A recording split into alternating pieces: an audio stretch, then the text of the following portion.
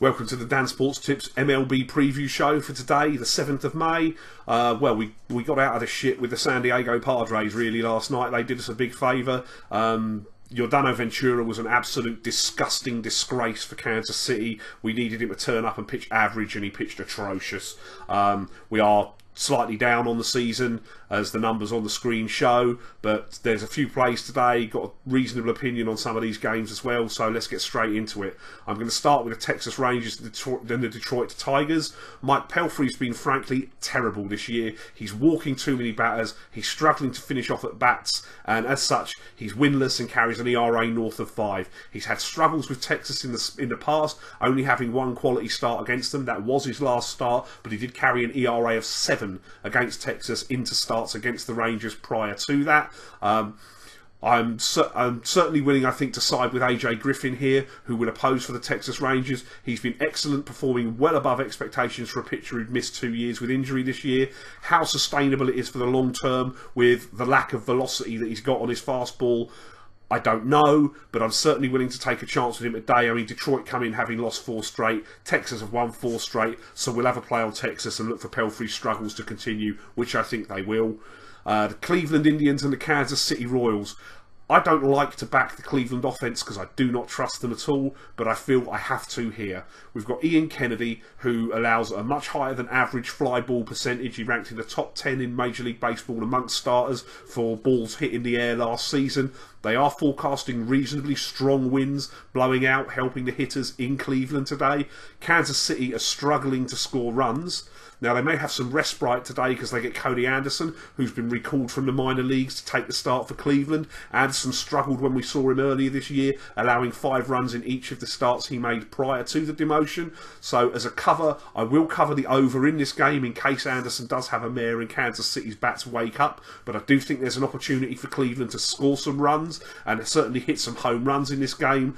And I don't see why the slumping Royals are favoured in this game. So I'm going to take Cleveland to beat Kansas City.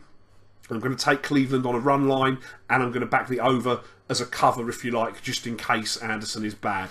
Milwaukee against Cincinnati. We're going to go back to the well today. Again, we see the scenario of relatively strong winds assisting hitters at Great American Ballpark today. Jimmy Nelson's bare numbers say he's been pitching very well for Milwaukee, but the metrics suggest there is a crash coming at some point for him and that actually he's been lucky rather than good. Now, as the old adage goes, I'd rather be lucky than good, but Nelson's ERA in Great American Ballpark over 3 starts last year was north of 10.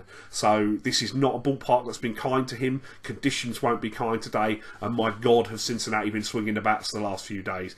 Brandon Finnegan has been solid for Cincinnati, but has allowed 10 runs in 3 starts across 16 innings at Great American Ballpark this year. It looks like runs again, so we'll definitely play the over in this game. We'll buy some more runs for a higher number as well, and I think we might have a little play on the Cincinnati Reds as well, just because I think there is some value on Brandon Finnegan on the run line as well.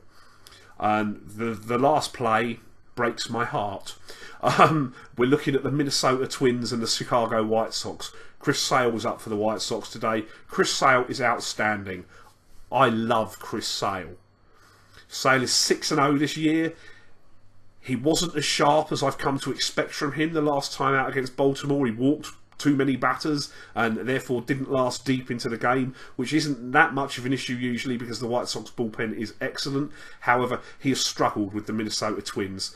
His last 5 starts against them, he's winless, he's 0-4, and the ERA in those 5 starts is north of 8. There's no doubting the fact that the Twins on the win-loss record are the worst team in the American League at this early stage of the season. They will send Irvin Santana to the hill. I hate when the White Sox face Irvin Santana because he just seems to have the White Sox number. I know that this is more perception because the last time the White Sox faced Irvin Santana, they won the game. But he does have an ERA below 3 against Chicago. They're priced up on the base of Sale, what you expect and what he has done this year, not his track record against Minnesota. So I do think that we have to play Minnesota on the money line, and I think we'll probably buy a couple of runs just in case Sale has a mare, and we'll play the Sox on, sorry, not the Sox, we'll play the Twins on a run line as well, and I genuinely hope that bet loses. Those are the plays I've got for you so far today.